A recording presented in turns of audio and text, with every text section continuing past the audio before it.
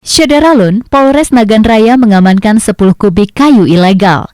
Kayu tersebut diamankan di 3 lokasi terpisah selama 2 pekan terakhir di Kecamatan Betung dan Butung Atuh, Banggalang. Selain barang bukti atau BB kayu, juga ditetapkan 10 orang tersangka dalam kasus illegal lodging. Kapolres Nagan Raya AKBP Risno melalui Kasat Reskrim AKP Mahfud mengatakan, penyidik masih merampungkan berkas perkara kasus tersebut guna diteruskan ke kejaksaan.